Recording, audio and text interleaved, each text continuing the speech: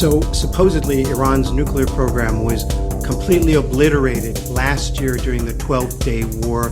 That's when Operation Midnight Hammer went into effect, with American bunker buster bombs hitting very hardened Iranian targets in the mountains of central Iran, Fordow and Natanz, supposedly destroying Iran's nuclear program and its nuclear material, and it was supposed to be the end of that. And then again, during the recent war, the Americans apparently lost, according to most experts and 92% of Israelis. One thing they did accomplish was to destroy Iran's nuclear program. And indeed, if you looked at the strikes and the airstrikes that the Americans and the Israelis hit, they did hammer away at Iranian facilities, Iranian nuclear enrichment sites and research laboratories, even hitting the university and the headquarters of Iran's Atomic Energy Agency. That is what every country in the world, many countries at least, have, is the government agency that oversees the nuclear program. So what is the problem? Why is this nuclear issue still so prevalent? Why is there so much talk about it? I'm Borzu Deragahi. Today is Wednesday, June 24th, 2026, and this is my podcast. It's called Badlands, and you can subscribe at Borzu, BORZOU.substack.com, or you can find me on Spotify and on Apple Podcasts and on YouTube as well. So what is up with this nuclear program? As luck would have it, I've been actually covering this issue for many years, even decades. I've been covering Iran's nuclear program, the discussions, the debate. I've talked to diplomats over the years, over the decades, really. I've visited the International Atomic Energy Agency numerous times. I've interviewed two former directors general, Yuki Amano and Mohammad El-Baradei, heads of the nuclear agency. And I've also had a workshop. I had a week-long workshop once in which we went to the IAEA headquarters in Vienna, and we studied this whole issue of nuclear weapons, arms control, and the weapons of mass destruction, as well as ways of safely and peacefully using nuclear technology. And so here's the thing. I'm going to try to break this down. There really is no urgency in dealing with this matter. Now, Iran may very well have a secret nuclear program somewhere in a mountain somewhere. In fact, some have speculated that that's basically what they did after Khamenei, the supreme leader, Ali Khamenei, was killed on the first day, that basically the fatwa was removed that prohibited the development of nuclear weapons, and essentially Iran may already have a secret nuclear program somewhere. And there's a lot of speculation, and whenever I post about this topic on Twitter, people are like, I hope Iran has a nuclear program.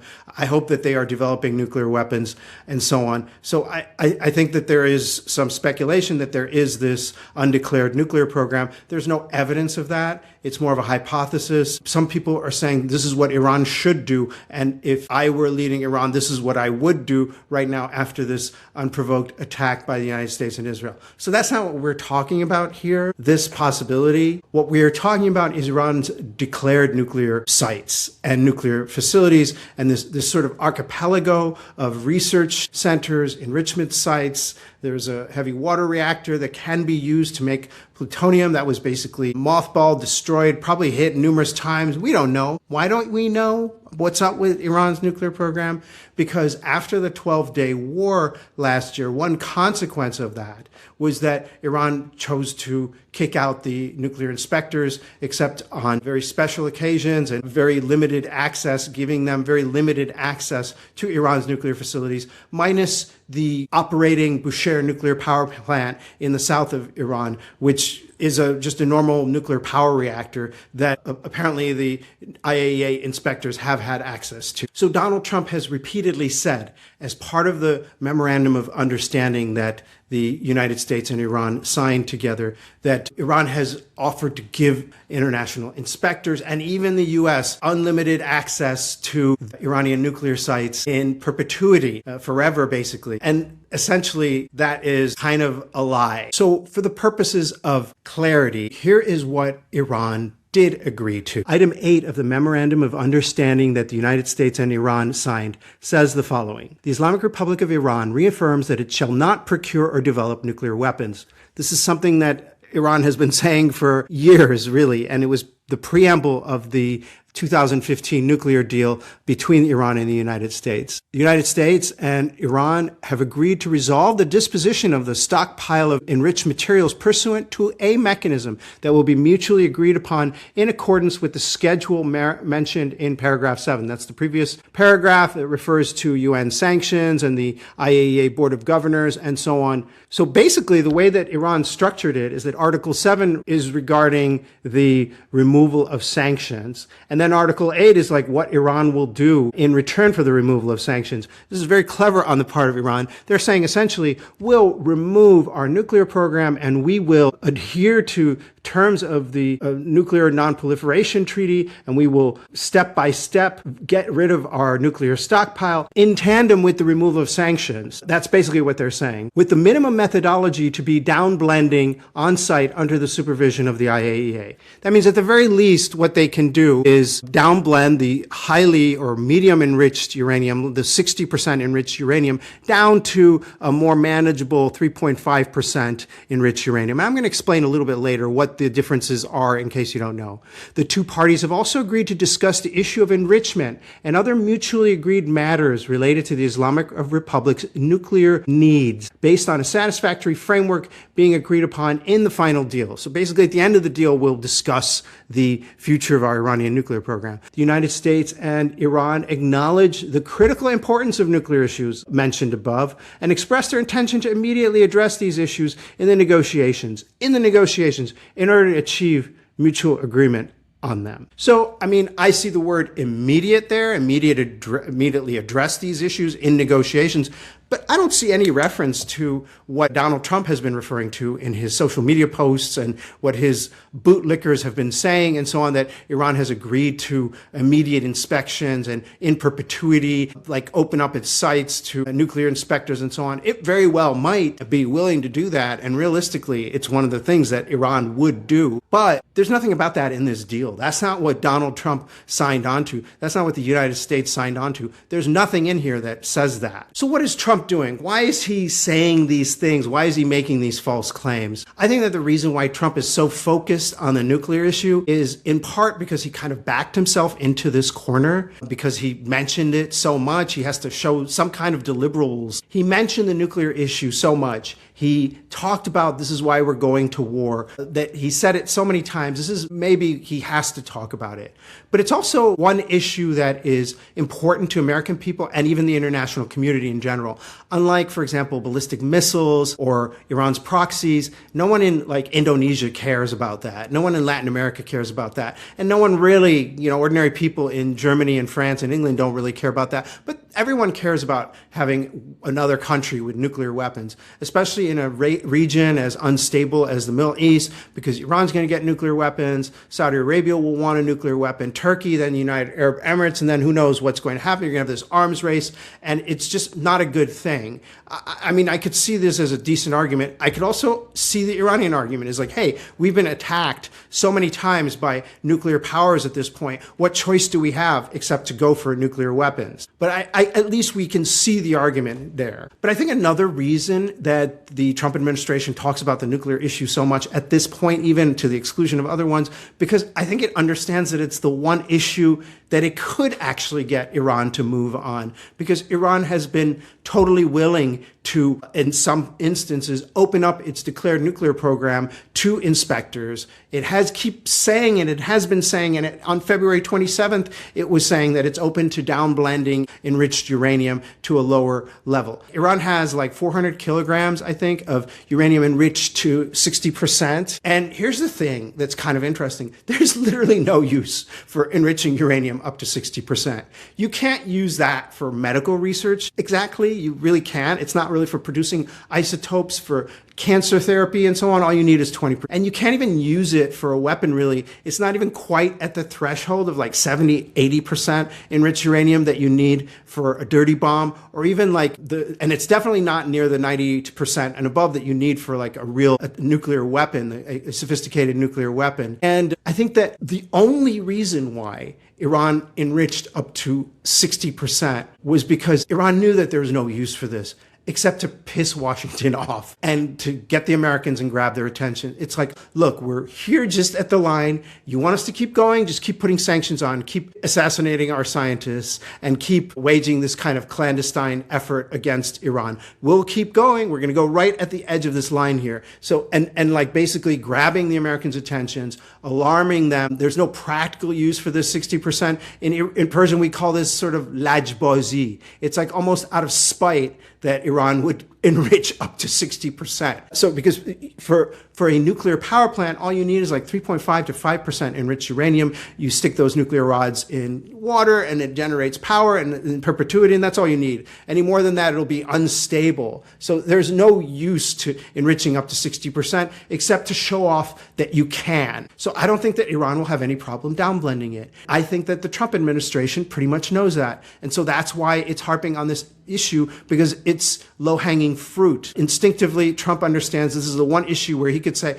aha, I got them to downblend their nuclear stuff, and I got them to do this and this on their nuclear program. See, we won, and I'm a victor, and so on. Now, Trump's problem is twofold, is that is bullshit. And Iran was willing to do this before, and even worse than that, the 2015 nuclear deal that Obama signed limited Iran's nuclear enrichment level to 3.55%. It limited the amount of nuclear material that Iran could have in the country. It would export the excess stuff out to Russia, and it would be turned into nuclear rods for its reactor and future reactors and so on. It was a pretty nice setup.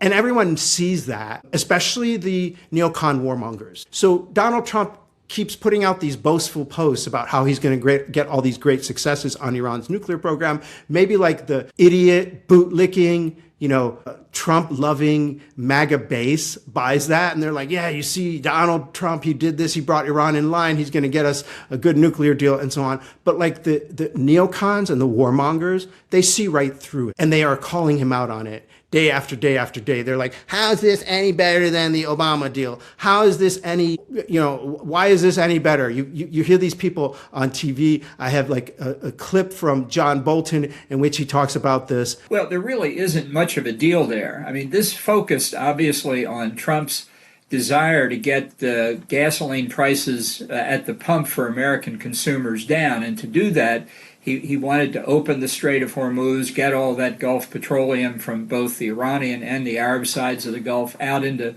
global commerce and bring the price down.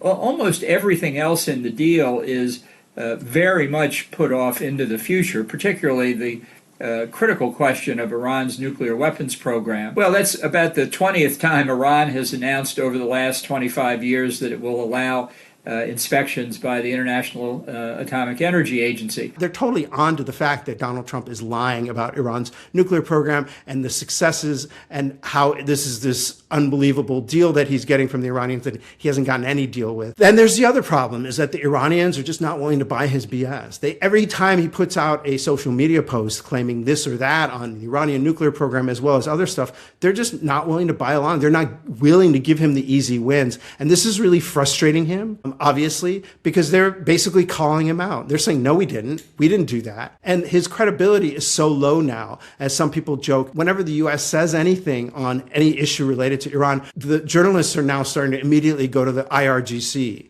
this mistrusted, supposed terrorist group, this branch of the military, going to the IRGC channels and news outlets to check out what they're saying, because they don't really believe the Trump administration. I want to address for just a second this issue of the undeclared nuclear program. And that is a big problem. And that is probably one of the consequences, unwanted consequences, of the 12-day war and of the war that we just experienced in March and early April. And the thing is that there is a real possibility, and there's a lot of reports from credible people who are saying that there is intelligence that Iran has already started up its own Manhattan Project. And then the other problem is that nuclear inspectors are not going to be able to find an undeclared nuclear program. They're not going to be able to inspect those sites. They don't have like a radar detector that detects in a country the size of Iran where the secret nuclear program is, especially if it's burrowed deep in one of Iran's mountain missile bases. The problem is also that the reports are that the intelligence networks that the Israelis had built up in Iran were destroyed in the protests in January. So they blew their shot. They destroyed their last shot at getting the ground level intelligence from human networks that are apparently devastated. So their only way of getting this information, if there is the secret nuclear program, is through signals intelligence, spying on telephone calls, and other kinds of mechanisms like that. And I think that's one of the reasons why you have this frustration, because they don't have any of their spies there. The inspectors are gone. There is a genuine frustration on the part of the international community to some extent, but the Americans and the Israelis especially, because they don't know what's going on with Iran's nuclear program. They theorize that Iran is nuclear material and enriched fuel has been buried in the mountains. And that's a theory, though. What if they took those out? That is a reason why this nuclear issue, which on the one hand, it could be the easiest issue to resolve between Iran and the U.S., could also end up becoming the biggest problem. I spoke in an interview with India's News World about this nuclear program, about Iran's nuclear program. Please listen in or watch. Now, there's so many contradicting remarks, of course, not only about the IAEA's inspection allowance towards it inside of Iran. What are we to make of this news? I think there's a few different things at work here. I think, first of all, the Iranians and many other people who have been watching this nuclear issue for many, many years, they don't see Rafael Grossi, the Argentinian, as a fair player. They see him as way too close to the United States, close to Israel, even though Israel is not a signatory to the Non-Proliferation Treaty. They don't see him as a neutral arbiter. And there's a lot of suspicion about him and his comments and the timing of his comments.